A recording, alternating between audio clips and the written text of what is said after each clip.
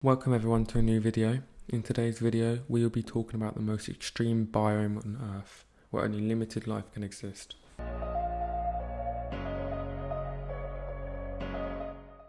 Many of you have probably heard of the tundra as being one of the coldest and most remote biomes on Earth, which is completely true, and there are a number of factors involved that make the tundra such a hostile place to live.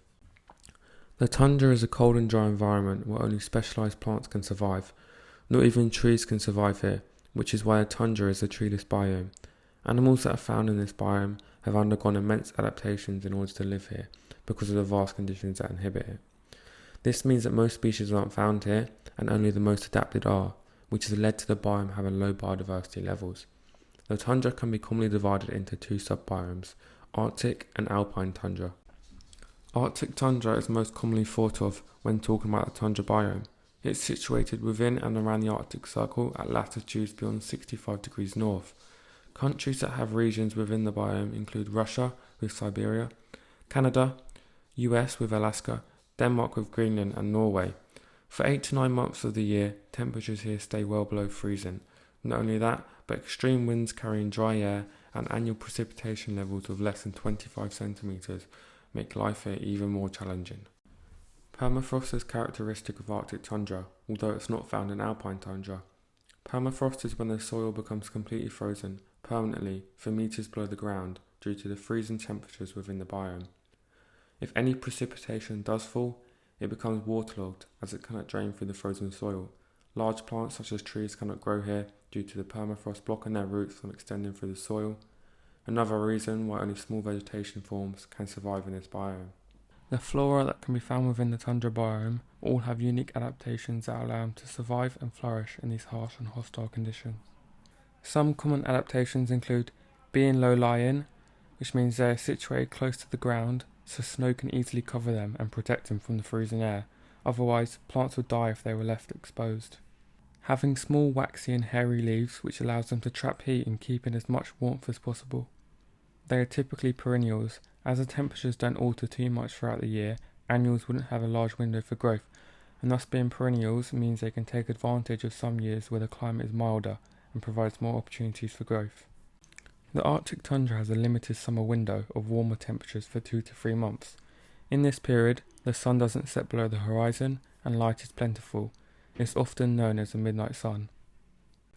This large supply of energy gives a much needed boost to the vegetation. The ecosystem becomes a vibrant place full of life as evergreen plants start to blossom and flower just after the snow melts, and birds migrate to the Arctic to feed on the lush plants. The adaptations needed for animals to survive in this region have been created and moulded over thousands of years to give these animals the best chance to survive in the harsh conditions within the Arctic tundra. Some of the most common adaptations seen throughout most animals living here include having thick layers of skin and fur that allow them to retain and conserve heat. The top layer is often a hollow translucent layer which allows light to reach through. Just below is a dense underfur that prevents heat from escaping. The light that passes through hits a dark pigmented layer that absorbs the light. In case their fur gets wet, they have a thick blubber layer just below to give them the much needed extra warmth. This is one of the most essential adaptations needed for Arctic animals to survive here.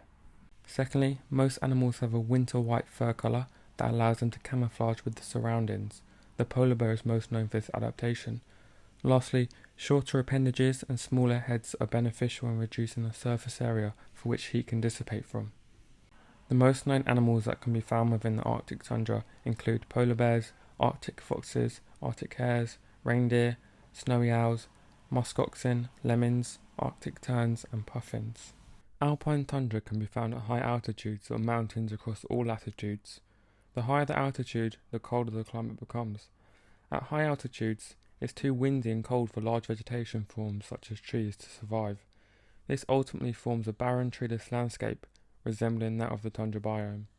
Alpine tundra meets with Arctic tundra at the poles, and the further the latitude from the poles, the higher the altitude is when Alpine tundra is present. The Alpine tundra is different compared to that of the Arctic tundra, as the terrain can be difficult and rocky, making it hard for animals and plants to survive. Alpine tundra has diurnal temperature variation because a large amount of the heat is generated from solar radiation. Once the sun sets, the temperature drops steeply. Unlike Arctic tundra, where it is concentrated around a region because of its latitude, Alpine Tundra forms due to the altitude, and so it can be present all over the planet. Therefore, the animals present in Alpine Tundra tend to vary greatly across the different parts of Earth. However, there are a few common animals which are present in regions with high concentrations of Alpine Tundra. These include Himalayan tahr, yak, mountain goats, and snow leopards. The subject of Antarctica being classified as tundra often attracts a lot of controversy, with many stating that the conditions in the Arctic and in Antarctica are very similar. However, true tundra is only often considered to be found north, near the Arctic Circle. Although conditions in Antarctica may look and seem similar to those in the Arctic, they aren't similar. Antarctica has more severe and extreme conditions, with plant life and most animal life only existing on the Antarctic Peninsula. For the majority of the vast continent, the only life to be found is rock-growing algae and lichens that can tolerate the harsh conditions. Therefore, the continent of Antarctica as a whole is considered as a very cold desert instead of a tundra. The polar regions are most sensitive to increases in Earth's temperature. Even the smallest increase can have catastrophic repercussions. Some believe it's a good thing, as conditions become less hostile and less challenging. Although the animals and plants that are native to these regions have evolved over thousands of years to withstand these conditions and survive here. So if these conditions change, these species are being put at risk of extinction. The frozen permafrost holds a huge amount of Earth's total carbon held in soil. When the temperatures increase and the permafrost melts, this stored carbon will be released into the atmosphere, enhancing the greenhouse effect. The smallest increase in temperature can drastically decrease the sea ice cover surrounding the Tundra Biome, which is a vital habitat for many of Earth's threatened species, such as polar bears. The summer sea ice content is shrinking dramatically, with studies saying that the summer sea ice will disappear entirely by the middle of the 21st century. This concludes our video on the extreme Tundra biome. I hope you enjoyed watching it and learned about one of the most threatened biomes on Earth. If you did enjoy it, make sure to like and subscribe, which would be greatly appreciated. And if you want more information about other incredible biomes on Earth, head over to our website, which is linked down below.